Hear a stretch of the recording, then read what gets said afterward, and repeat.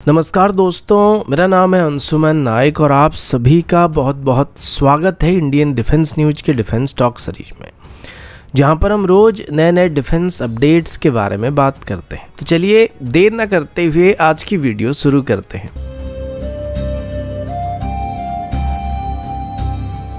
आज की पहली अपडेट तेजस की तरफ से है और अभी हम तेजस में इस्तेमाल होने वाले कुछ एक्चुएटर्स के बारे में बात करने वाले हैं। वैसे तेजस हमारा पहला इंडिजिनस एयरक्राफ्ट है जिसे पूरी तरीके से भारत की तरफ से डेवलप किया गया है, लेकिन कहीं ना कहीं इसमें कुछ इंपोर्टेड पार्ट का इस्तेमाल भी किया जाता है और इसी बात को लेकर फ्लैट अर्थ में बिलीव करने वाले कुछ प्राणियों के निम्न भाग में मौजूद आंदोलित वस्तु में पता नहीं क्यों आग लगती रहती है और इसी बात की बेसिस पर वो तेजस को क्रिटिसाइज भी करते रहते हैं। अब धीरे धीरे उनकी इस आंदोलित वस्तु को आराम मिलने की उम्मीद भी किया जा रहा है, क्योंकि अब तेजस में जितने भी इंपोर्टेड पार्ट का इस्तेमाल किया जा रहा है उनको समय के साथ इंडिजिनस सिस्टम से रिप्लेस करने का प्लान भी किया जा रहा है। पहले ही तेजस में इस्तेमाल होने वाली रैडोम सेक्शन को भी एक इंडिजिनस रैडोम से रिप्लेस करने का फैसला किया जा चुका है, जिसको यूके की कंपनी कुभाम की तरफ से सप्लाई किया जा रहा था और अभी तेजस में इस्तेमाल होने वाली एक्चुएटर्स को भी धीरे धीरे इंडिजिनस एक्चुएटर्स से रिप्लेस करने का फैसला किया गया है। अभी तक इन सिस्टम को यूएस से इंपोर्ट किया जा रहा था, लेकिन अभी इसको एक इंडिजिनस एक्चुएटर से रिप्लेस करने का फैसला किया जा रहा है, जिसका नाम दलिया बताया जा रहा है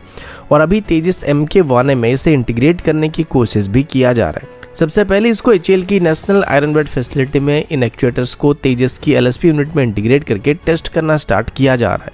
ये टेस्टिंग बहुत ही जरूरी है, क्योंकि यहाँ पर डिजिटल फ्लाइट कंट्रोल कंप्यूटर को फ्लाइट कंट्रोल सिस्टम के साथ वैलिडेट किया जाता है। एक्चुएटर्स किसी भी एयरक्राफ्ट के फ्लाइट कंट्रोल सिस्टम का एक कोर पार्ट होता है। तेजस की केस में इसमें 411 एक्चुएटर्स और एक रडर एक्चुएटर का इस्तेमाल किया जा रहा है। इसके बिना एयरक्राफ्ट की मैन्युवरेबिलिटी और स्टेबिलिटी मेंटेन करना संभव नहीं होने वाला है। इनिशियली प्लान किया गया था कि तेजस MK1 वेरिएंट के लिए 13 इंडिजिनस एक्चुएटर को फिट किया जाएगा, जिसमें स्लैट, एयर ब्रेक 11 और रडर एक्चुएटर शामिल थे, लेकिन डेवलपमेंटल टेस्टिंग और सर्टिफिकेशन प्रोसेस में डिले होने की वजह से टाइमलाइन थोड़ा आगे शिफ्ट कर दिया गया था, जिसको अभी धीरे धीरे पूरा किया जा रहा है।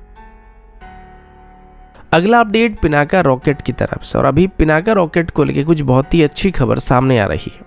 क्योंकि अभी पिनाका रॉकेट का डिमांड ग्लोबली बढ़ता हुआ दिखाई पड़ रहा है। एक दिन पहले ही मैंने आप सभी को बताया था कि भारत की तरफ से भी पिनाका रॉकेट की पहली लॉट को अर्मेनिया को डिलीवर करना स्टार्ट किया जा रहा है। सेम टाइम पर पिछले हफ्ते की रिपोर्ट सामने आया था, जिसमें बात बताया गया था कि फ्रांस की तरफ से भी अभी पिनाका रॉकेट को खरीदने के लिए भारत के साथ बातचीत करना स्टार्ट किया जा चुका है। तो इसी से पता चल रहा है कि इसका डिमांड काफ़ी बढ़ रहा है। इसके अलावा अभी ये बात पता चला है कि भारत और वियतनाम के बीच भी गाइडेड पिनाका रॉकेट सिस्टम को लेकर डिस्कशन वगैरह चल रहे हैं, जो वियतनाम की ageing Soviet era rocket launcher system जैसे कि BM-21 और BM-14 जैसे सिस्टम को रिप्लेस करने वाली है। वियतनाम अपने आर्टिलरी कैपेबिलिटीज को मॉडर्नाइज करना चाहता है। BM-21 और BM-14 जैसे सिस्टम जो एक ज़माने में काफ़ी एफिशिएंट सिस्टम थे, अब ये मॉडर्न वॉरफेयर का डिमांड पूरा नहीं कर पा रहे। यहाँ भारत का पिनाका या गाइडेड पिनाका रॉकेट सिस्टम जो DRDO के द्वारा डेवलप किया गया है, ये एक परफेक्ट सोल्यूशन बनने की उम्मीद किया जा रहा है। गाइडेड पिनाका की एडवांस गाइडेंस टेक्नोलॉजी पुराने अनगाइडेड रॉकेट्स के मुकाबले टारगेट को पिन पॉइंट एक्यूरेसी के साथ स्ट्राइक करने की कैपेबिलिटी प्रोवाइड करते हैं और मॉडर्न वॉरफेयर में प्रिसिशन ही सब कुछ होने वाला है। गाइडेड पिनाका रॉकेट सिस्टम ने रिसेंट फ्लाइट ट्रायल के दौरान भी अपनी कैपेबिलिटी को प्रूव किया है और ये ट्रायल्स इंडियन आर्मी के ऑपरेशनल कंडीशन के अंडर ही किए गए थे और इसमें सिस्टम की प्रिसिशन और रिलायबिलिटी को बहुत ही बेहतरीन पाया गया था। और सबसे बड़ी बात यह कि इन सिस्टम को मास प्रोडक्शन के लिए भी क्लियर किया जा चुका है और ग्लोबल इंटरेस्ट को देखते हुए अभी इसे डोमेस्टिक रिक्वायरमेंट के अलावा एक्सपोर्ट पर्सपेक्टिव से भी देखा जा रहा है। वियतनाम के साथ अभी डिस्कशन काफी शुरुआती दौर में चल रहा है और सोर्सेस के मुताबिक फॉर्मल डील होने में अभी कुछ महीने लगने की उम्मीद किया जा सकता है, लेकिन दोनों देश के बीच इंटरेस्ट काफी स्ट्रांग लग रहा है। अगला अपडेट इंडियन एयरफोर्स की तरफ से है। इंडियन एयरफोर्स के फाइटर स्क्वाड्रन स्ट्रेंथ को लेकर एक बड़ी खबर सामने आ रही है। Parliamentary standing committee on defence की तरफ से अपनी आने वाले रिपोर्ट से ये उम्मीद किया जा रहा है कि वो फिर से एक बार सरकार को रिकमेंड करने वाले कि अगर मल्टी रोल कॉम्बैट एयरक्राफ्ट की टेंडर और डिले होता है तो over the counter 5th generation fighter jet को परचेज करने के ऑप्शन को कंसीडर किया जाए। ये एक बड़ा और अर्जेंट स्टेप हो सकता है, लेकिन इसके कुछ इम्प्लीकेशन भी हमारे सामने आ सकते हैं। वर्तमान के लिए इंडियन एयरफोर्स के लिए फाइटर जेट की स्क्वाड्रन स्ट्रेंथ काफ़ी बड़ा टेंशन बन चुका है, क्योंकि पिछले कई सालों से multi role combat aircraft project final नहीं हो रहा है। मल्टी रोल कॉम्बैट एयरक्राफ्ट की टेंडर की बात करें, इसमें 114 फाइटर जेट को खरीदने का प्लान किया गया, लेकिन ब्यूरोक्रेटिक डिलेज और कॉम्प्लेक्स टेंडरिंग प्रोसेस की वजह से ये पिछले 20 सालों से फाइनल नहीं हो पा रहा है। इसी वजह से बार बार कमेटी की तरफ से बात बताया जा रहा है कि इस टेंडर का डिले होना इंडियन एयरफोर्स की स्ट्रेंथ और ऑपरेशनल कैपेबिलिटी के ऊपर एक नेगेटिव असर डालने वाली है। रिपोर्ट के मुताबिक अगर डिले और ज़्यादा हो जाए तो सरकार को 5th जनरेशन फाइटर जेट को डायरेक्टली परचेज करने के ऑप्शन को भी कंसिडर करने का प्रस्ताव और सजेशन दिया जा सकता है। और पहले भी ऐसा एक बार हुआ था जहां पर कमेटी की तरफ से 5th जनरेशन फाइटर जेट को डायरेक्टली खरीदने की प्रपोजल को कंसिडर करने के लिए कहा गया था। प्रॉब्लम यह कि अभी तक इंडियन एयरफोर्स की तरफ से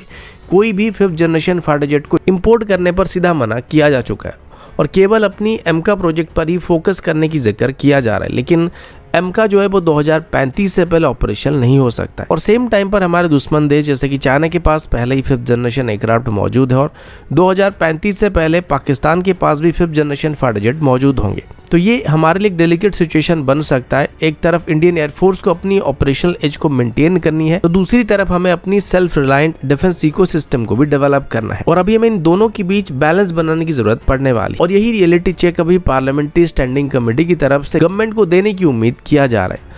ऑप्शन के तौर पर देखा जाए तो अभी कमेटी की तरफ से F-35, Su-57 और Su-75 जैसे एयरक्राफ्ट को कंसिडर करने का सजेशन दिया जा सकता है, जिसमें अगर कोई पॉसिबल ऑप्शन बन सकता है तो वो रशियन ओरिजिन एयरक्राफ्ट होने की उम्मीद किया जा रहा है, क्योंकि रशिया की तरफ से ओपनली अपनी दोनों ही एयरक्राफ्ट को भारत को ऑफर किया जा चुका है और ये एक सीरियस मुद्दा होने वाला है जिसको जितना जल्दी हो सके उतना जल्दी फाइनल करने की जरूरत पड़ने वाली, क्योंकि आज की डेट में मल्टी रोल कॉम्बैट एयरक्राफ्ट की टेंडर का जो हाल है इसमें 4.5 जनरेशन फाइटर जेट को अब इंडक्ट करने का कोई मतलब ही नहीं बनता है, क्योंकि अगर आज की डेट में ये टेंडर फाइनल होगा तो इसमें खरीदे गए जेट हमको 3 से 4 साल के बाद डिलीवर होना स्टार्ट होने वाले। तो 2030 के आसपास जब हमारे दुश्मन देश 5th जनरेशन एयरक्राफ्ट को खरीद रहे होंगे तो हम उससे ज़्यादा कीमत पर अगर 4.5 जनरेशन फाइटर को खरीद रहे हैं तो इससे बड़ी बेवकूफ़ी वाली बात कुछ और होने की उम्मीद आप नहीं कर सकते हैं।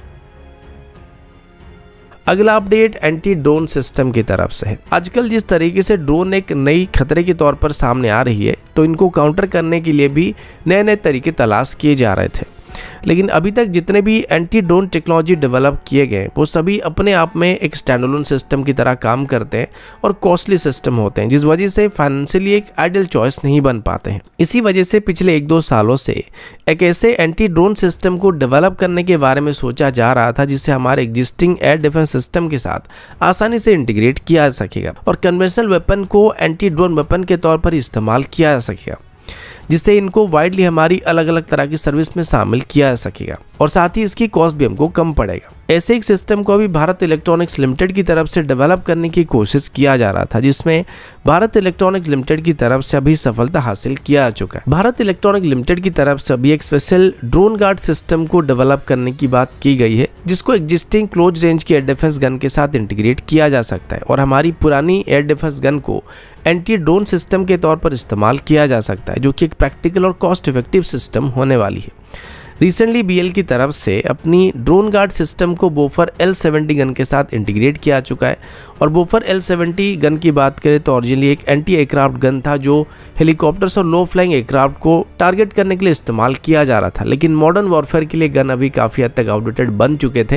लेकिन बीएल की तरफ से जब इन गन्स में अपनी ड्रोन गार्ड सिस्टम को इंटीग्रेट किया गया तो उसके बाद ये एंटी ड्रोन और स्वार्म ड्रोन के अगेंस्ट में गेम चेंजर साबित होने की उम्मीद किया जा रहा है। बीएल की तरफ से इस ड्रोन गार्ड सिस्टम में रेडियो फ्रिक्वेंसी जैमर के साथ साथ